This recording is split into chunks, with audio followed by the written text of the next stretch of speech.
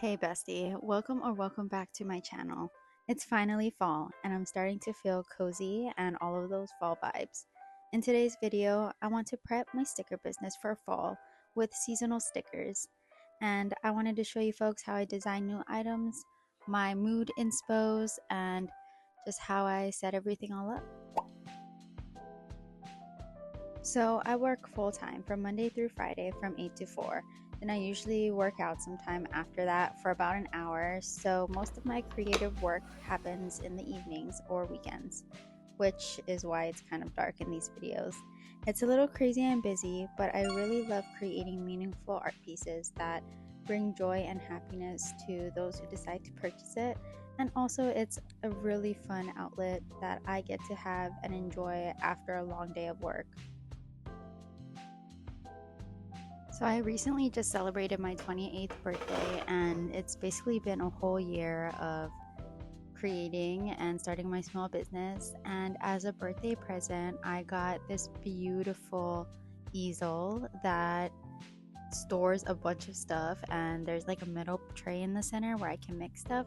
I'm still kind of testing it because I thought that the part where you put your paper was a little bit too far from my liking, so we're just trying a couple things out. So for this fall collection, I wanted to mix vibes from Hawaii with fall colors. So I recently went through Pinterest and got some pictures to inspire those feels. And then I also went to my art gallery that I took from photos from my birthday. And I kind of mixed the beauty of the island and the fall inspos from Pinterest into what I wanted to make my fall collection into. My creative process really depends on how much energy and time I have after my workday. If I have a lot more time and a lot more energy, I definitely use the energy that I have left into painting because it's a lot more effort to set up and then also to sketch, and it's a lot harder to cover up my mistakes, but it's also so much fun. I love it. I love watercolor, I love gouache, and I love the experience. But if I don't have that much time or energy, I definitely go more towards the digital process where I utilize Procreate, and then I just kind of sketch on my iPad based on the photo that I get from my inspirations. Both of them are definitely very, very different. The final product is a lot different from each other, but I love that each of my designs are very unique and the process is just completely different. I really thought that this photo of this bird was going to be very, very ugly. Honestly, it kind of looked like a kid drew it at first, and then I started adding details, and then I did some final touches on it, and I really liked the texture that came about once I was finished. And this bird was actually one of the birds that I got to see on my birthday, and it was really beautiful, and it kind of gave like that fall vibe too, with the orange and like the dark blue and the green, because it was also on like a papaya tree, and I really, really liked it. Now this bird, I really didn't know that it was indigenous to Hawaii. It's actually a songbird, and it's called the white-rumped shama, and the reason why it's named that is because its little booty got a little white rump on it. But it has really beautiful colors. It really embodies what I think fall kind of looks like, and it played a beautiful song. And when I took the photo, it actually just posed for me while I took the photo of it, and it was so cute.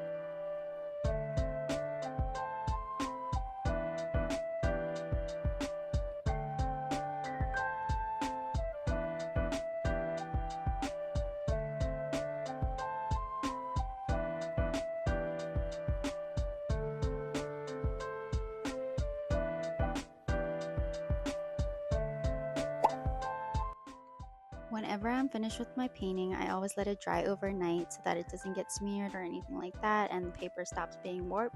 And then I cut it out from my little bitty sketchbook just because it's a lot easier for it to scan. When I scan them, I always make sure to wipe down my printer because a lot of the times when I do scan it, I can see the little lint marks from it, and when I digitize it, and I really don't like that because I have to erase it and then recolor it and touch it up, and it's just a whole long process that I'm not very fond of. Oh, hello. Excuse me.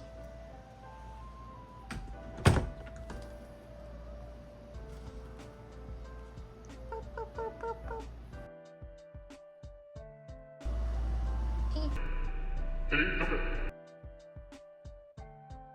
Once it's done being scanned, I go ahead and import it into my laptop, which I then airdrop it to my iPad, which I then use Procreate to touch it up. I know it's a whole lot of steps, but I promise it takes like 5 minutes.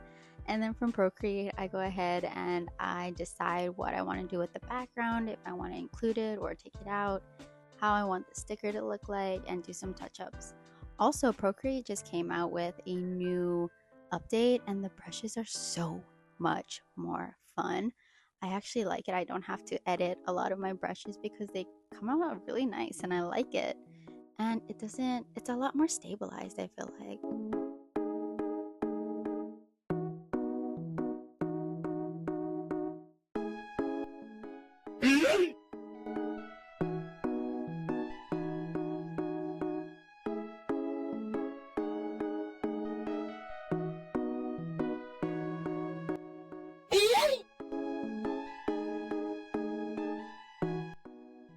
Every season reminds me as why I started in the first place, and it's to create art that connects with people and to bring some happiness and just to kind of enjoy the little things and be in the moment and be present. Even though I'm not a full-time artist yet, these little steps of making art and creating brings me a little bit closer to being free and building something of my own.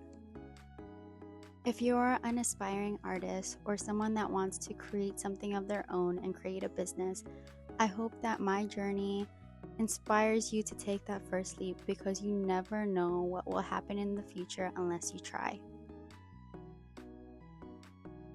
If you enjoyed BTS or behind the scenes look of my creative process, don't forget to like and subscribe. I post new videos about my small business and my art journey and my art process every single week, every Sunday. And until next week, I'll see you folks later. Bye!